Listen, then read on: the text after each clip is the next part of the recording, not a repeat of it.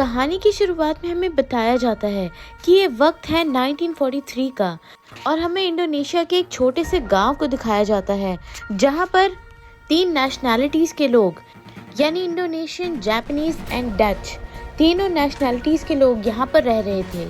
असल में इंडोनेशिया पे इस टाइम कब्जा था जापानीज का।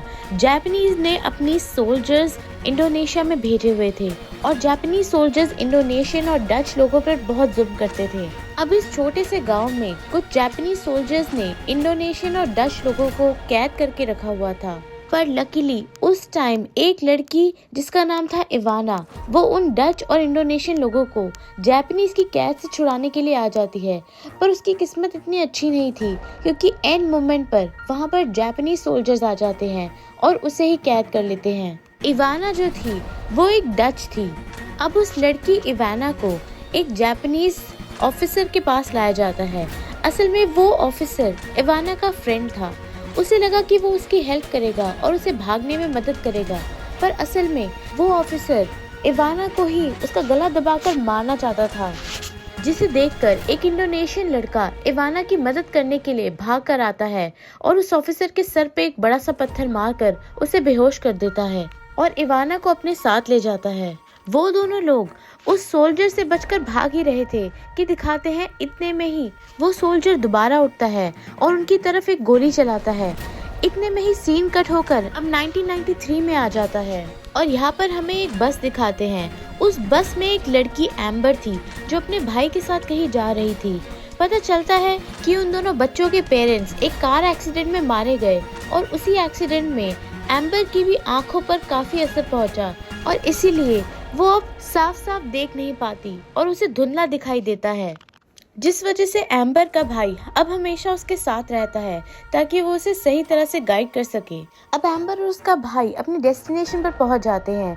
असल में वो अपने फ्रेंड के घर आए थे जिसका नाम एगस था।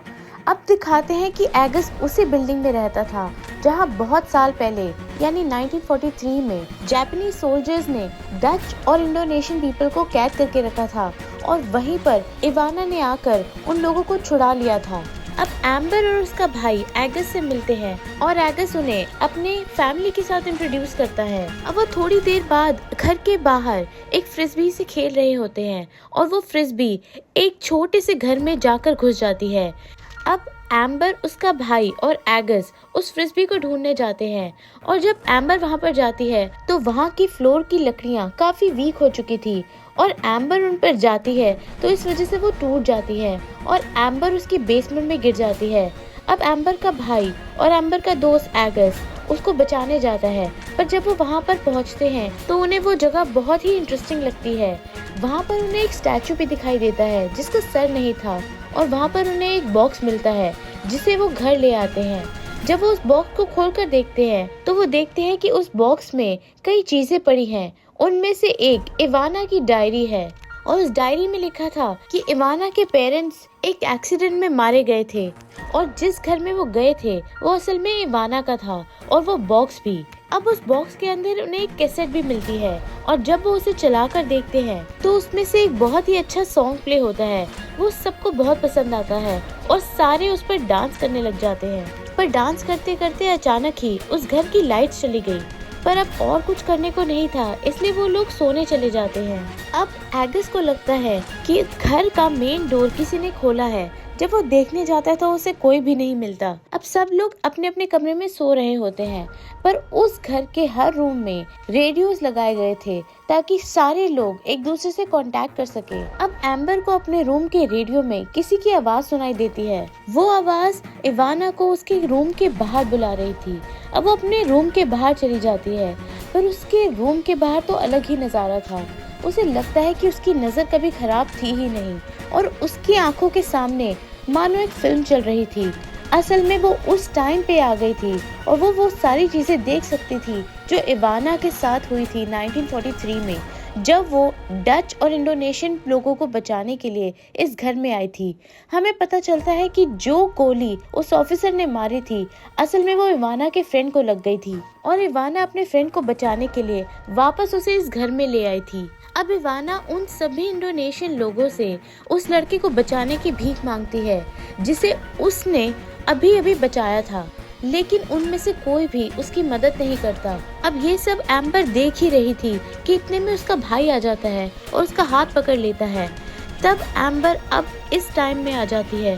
उसे कुछ समझ नहीं आ रहा था कि वो थोड़ी देर पहले कहाँ गई थी और क्या देख रही थी। एम्बर जल्दी से अपने रूम में आकर अपने भाई के साथ सो जाती है। थोड़ी देर बाद उस घर का दरवाजा दोबारा खुल जाता है और ग्रैंड माँ वहाँ पर वो देखने आती है। तब उन्हें वही सर कटा स्टैचू दिखाई देता है जो एम्बर और एगस ने उस दूसरे घर में देखा था। वो उसे देखकर काफी घबरा जाती हैं और वो भागने लगती हैं और भागकर बाथरूम में चली जाती हैं और लॉक कर लेती हैं।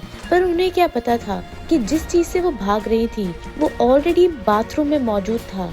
और वहाँ पर दो बहुत ही खौफनाक से हाथ आते हैं और उसका गला पकड़ लेते हैं और ग्रैंडमा के सर को उनके धड़ से अलग कर देते हैं और ग्रैंडमा वही दम तोड़ देती है। अब अगले दिन का सीन दिखाते हैं जहाँ सारे फैमिली मेंबर्स लिविंग रूम में आते हैं और उन्हें वही सर कटा स्टैचू दिखाई देता है।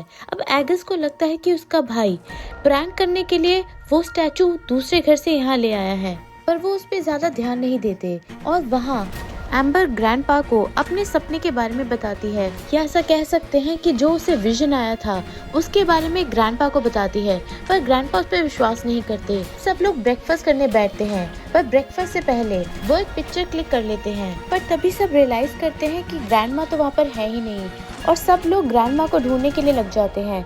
तभी एम्बर उस बाथरूम में जाती है जहाँ पर ग्रैंडमा की लाश पड़ी थी और उसे फील होता है कि ग्रैंडमा के सर को किसी ने धड़ से अलग कर दिया है। वो बहुत तेज चीखें मारती है और बाकी सब लोग वहाँ पर आ जाते हैं और ग्रैंडमा की ऐसी हालत देखकर बिल्कुल शॉक रह जाते हैं और बहुत ज्यादा दुखी हो जाते हैं। अब इस केस को सॉल्व करने के लिए एगस और उसके घर वाले पुलिस को कॉल करते हैं, लेकिन वो पुलिस ऑफिसर भी ग्रैंडमा की ऐसी हालत देखकर घबरा जाता है और उल्टियाँ करने लग जाता है। इस टाइम तक ग्रैंडमा की बॉडी पूरी सड़ने लग गई थी और उन पर बहुत से कीड़े मकोड़े आ गए थे। अब वो पुलिस ऑफिसर अपने दूसरे ऑफिसर्स को कॉल करता है और यहाँ पर आने के लिए बोलता है और वो वेट करने लगता है अपनी वैन में बैठ के। अब उसी रात एम्बर को दोबारा म्यूजिक चलने की आवाज आती है और वो जैसे ही म्यूजिक प्लेयर के पास जाती है तो उसे दोबारा सब कुछ साफ साफ दिखने लग जाता है। अब इवाना की कहानी कंटिन्यू होती है और हमें दिखाया जाता है कि बेचारी इवाना जिन इंडोनेशियन लोगों को जापानीज लोगों से बचाने आई थी, असल में वो ही उनके दुश्मन बन जाते हैं और वो इंडोनेशियन लोग उसको जोर जोर से मारना शुरू कर देते हैं और उसको जापानीज ऑफिसर के हवाले कर देते हैं। तभी इवाना कसम खाती है और बोलती है कि हर इंडोनेशियन लोगों से वो अपने खून के एक एक कतरे का बदला लेगी।